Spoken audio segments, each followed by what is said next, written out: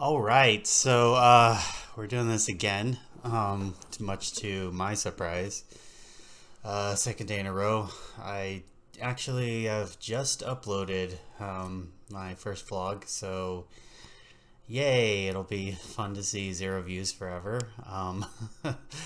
I think the last video I had before was like a Minecraft thing, then it just has zero views on that. I kind of liked that Minecraft series that I tried to do. Really tried to jump into my mindset while I was playing in a really like minute micro level and some macro level thoughts as well. Just some like really heavy meta analysis for stuff is kind of interesting.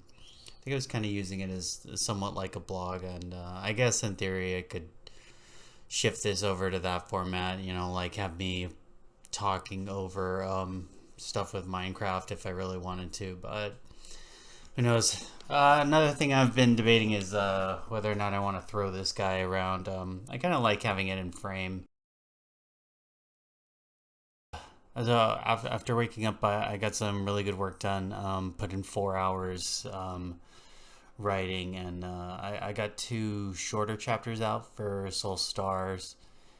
Or I think I still can't decide if I want it plural or not. Soul Star is probably fine, but yeah, I think 3 chapters away from finishing that, so I'm really excited about that. I was in a really good headspace after I finished at about 10 a.m. in the morning, and I had this temptation to really like jump back into it and keep writing all day. But I'm like, then I won't do a vlog and I won't publish anything, and if I didn't finish by the end of the day, I would probably be burned out, and I don't want to rush the ending.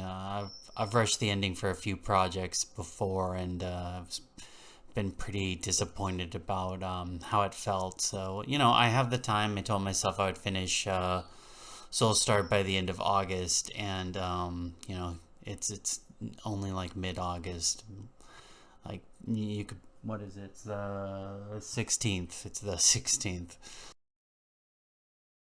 Life After Dinosaurs is 75% done. 21,000 words are up, not counting the retrospective stuff. So, pretty happy with the story up to this point. I mean, obviously, I've already wrote it like 8 years ago. One of the things that kind of came up with my within the retrospective today is the concept of, and it's come up a few times, is this concept of like fiction versus reality, and how there's kind of like a difference in ideologies and behavior. Like, for example, when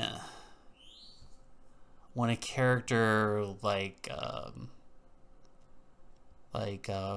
for example, if like if characters, for example, just start like if characters start dating really fast, that can be kind of unbelievable for some people because they don't date that fast, and maybe they don't throw around like the L word that quickly, but some people do, and some people just like they jump into a relationship and they love as much as they possibly can. And I don't know, I feel like when you meet people like that, you have this gut reaction of like, oh well, like they're loose, they have bad morals, they're impulsive, they're too trustworthy, they're naive, whatever the case might be. And like people kind of throw around a lot of negative monikers for people who just treat their just behave in a different way. And I think that when it comes to fiction, instead of just saying like, oh, this is a kind of person that isn't like me, there's kind of this tendency to say, oh well, this isn't believable writing, these characters don't behave like human beings.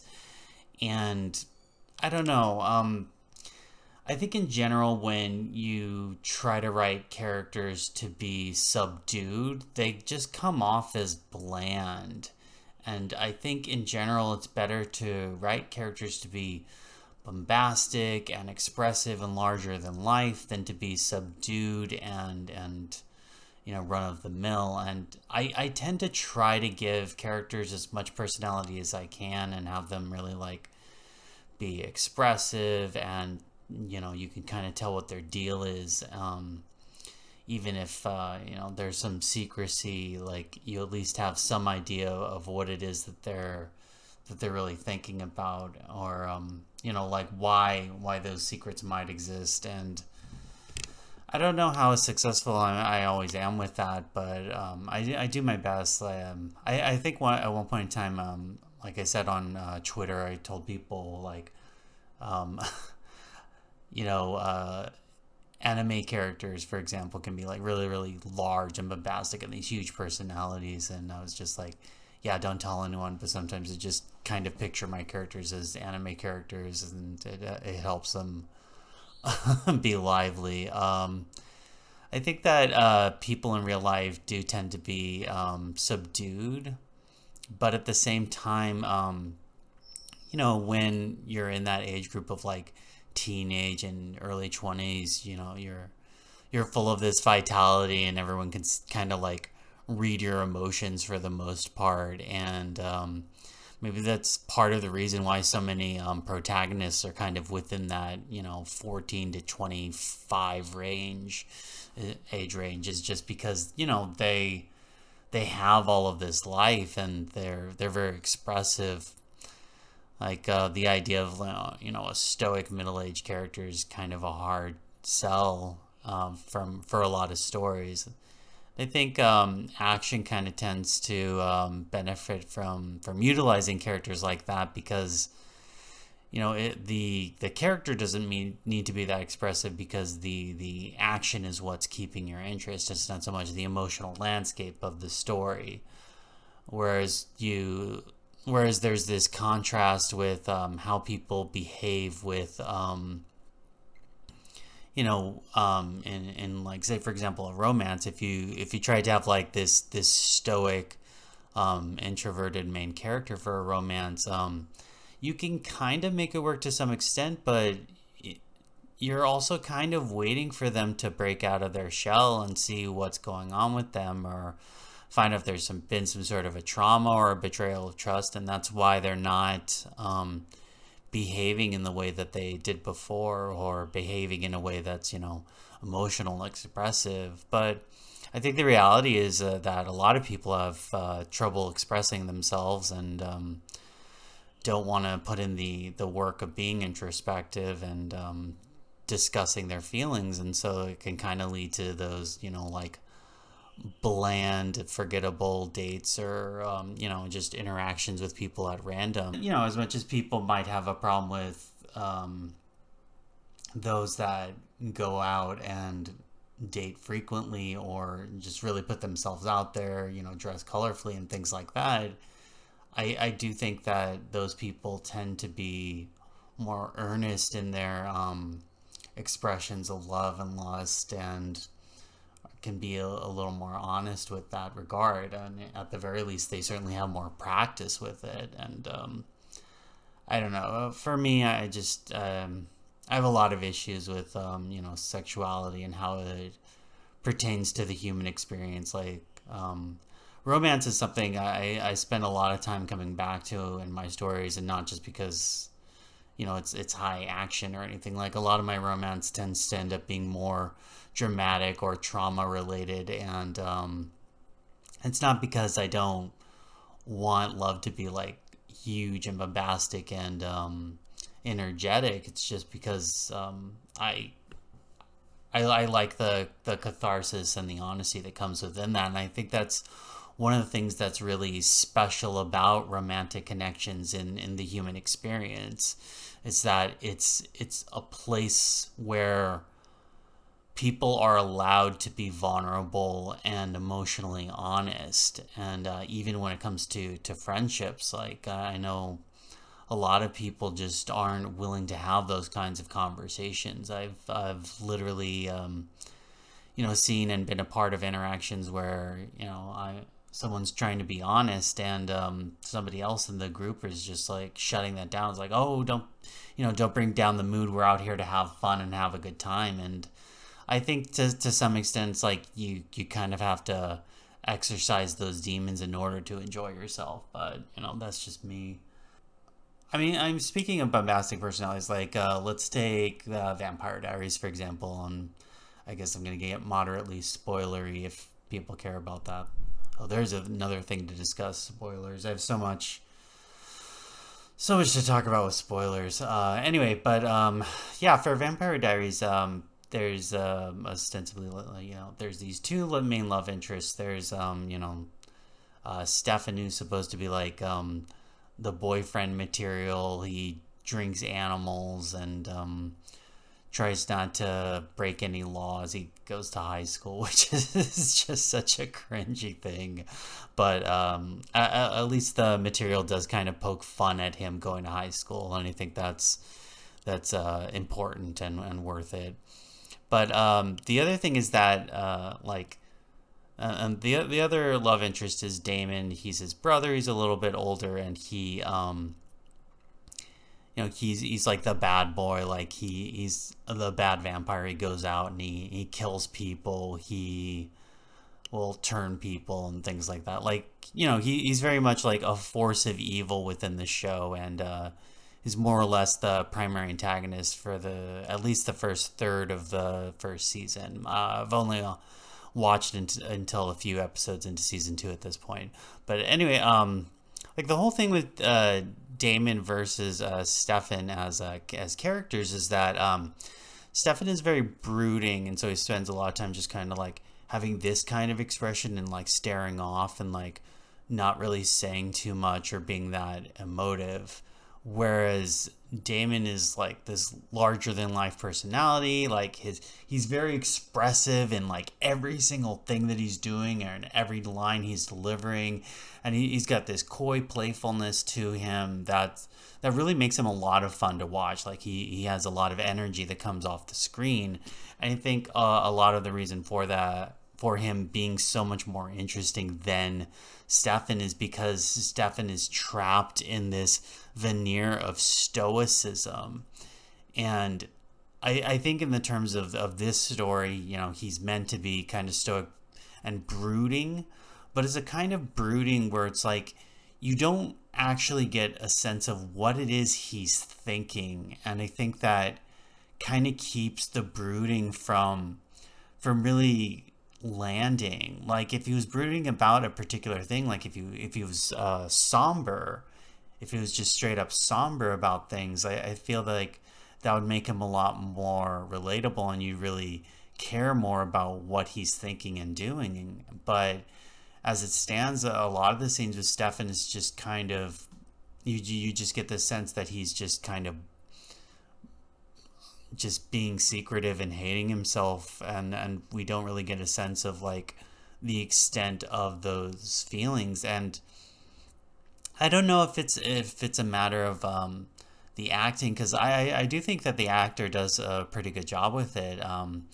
I think if anything, it's more an issue of like the framing and the amount of time you really get to spend inside Damon's headspace. Like we have a lot of interactions between Damon and Elena, the main character, and we don't really get a sense of what it is that Stefan's really thinking about most of the time. And I don't know if it's just like wasted words or anything, but it definitely keeps me from relating to him as a character or being interested in him and his struggles. Whereas with Damon, like almost every scene, like I have a really strong sense of like what it is that he's going through, what it is that he's thinking. And I think that willingness to express himself is really what makes him become a more interesting character. Like I think for when it comes to a lot of storytelling, people spend a lot of time focusing on kind of like the navel gazing aspect, the internal conflicts and things like that. But for me, I really feel like you get a sense of what's important to someone and what they are in the way that they interact with people. And like a lot of my early writing was, I'd say at least 70% dialogue, because I wanted to get across the way that these characters were interacting with each other, because like I feel like how we interact with the people around us says more about ourselves than any given internal narrative that we're selling ourselves. And that's an interesting contradiction about the human condition, and about how we can really like look at ourselves objectively or not. And I don't know that we always can look at ourselves objectively. Like, we have these little stories that we sell to ourselves, and when we're looking at our experiences, we might grab onto something and say like, oh well, that's why I did this and that's why I did that. And this kind of rationalization, while it can seem like healthy introspective at times, if we're ignoring a certain emotional part of ourselves, it's honestly just a bunch of lies to help us get through the day. Like I spent a long time just kind of obsessing about how everything was my fault, and how just my existence was sort of this radial negativity that affected everything around me. And as much as I took this narrative to be some element of truth, like it's almost to the level of psychosis that I think I don't know, like it's gonna sound weird, but there's a lot of lyrics from Passion Pit that are honestly talk about this idea. So the song is "I'll Be Alright" by Passion Pit. I'm so self-loathing that it's hard for me to see reality from what I dream, and no one believes me. No, not a single thing. And it's that kind of thing where it's not necessarily dream in a ambitious or wishful way of thinking. It's a kind of dream where like your ruminations about the world and about yourself can kind of they can literally take over your perception. I mean, it's a narrative, like in my case, it's a narrative that I sold myself for like 20 years or something like that. And so, like it got to the point where like every single person I could think about, like all I could remember was negative interactions with them. And like it just, it's that strong of a desire to create this ongoing narrative that explains everything that's happening to you, that you're willing to kind of rewrite the past and so that it fits within your narrative.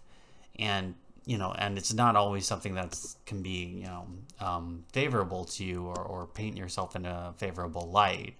But that's the kind of idea that I'm talking about with this, is that when you have these ongoing narratives, when you're spending all this time navel gazing, it doesn't necessarily paint the truth.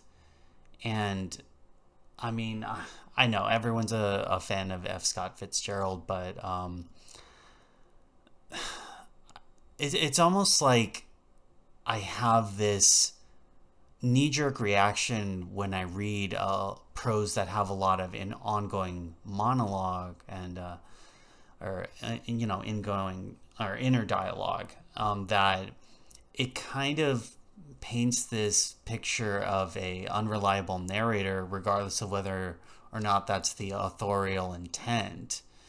And I think that that's kind of an interesting conundrum that shows up within writing. And so for me, I try to use interactions with other people and interactions with environment to really sell the quality of someone's character, as opposed to their mental mindscape or landscape, the mental landscape.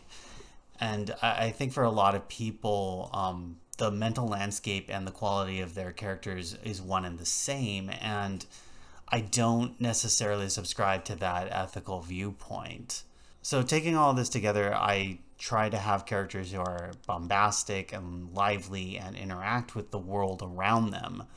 But I do my best to sell the mental landscape when I can. It's just that's not always an option within the story. Like a lot of my SFF stuff, sci-fi fantasy stuff, tends to be action drama. I think that's the best way to put it.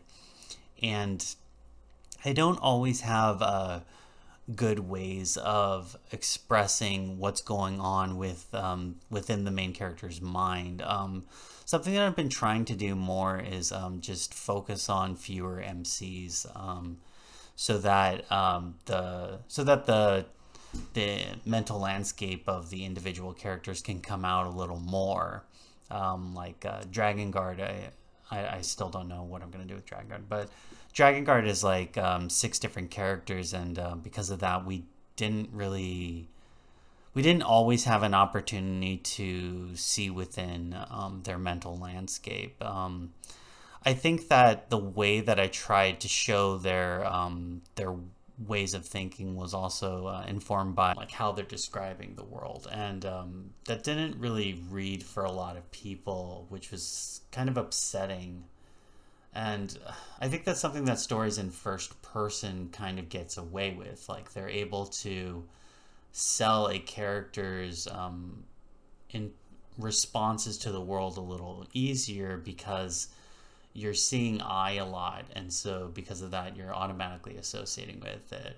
And with Third Close, it seems like readers don't always associate the prose with the main character's perspective, and so that might limit what's going on with that. Anyway, I just kind of rambled about writing concepts, but I guess that's what this vlog is going to be about. What did I do last night? What did I even eat last night?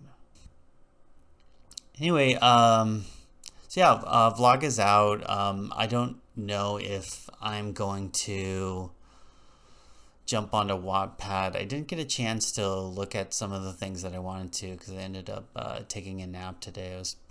I've been very tired.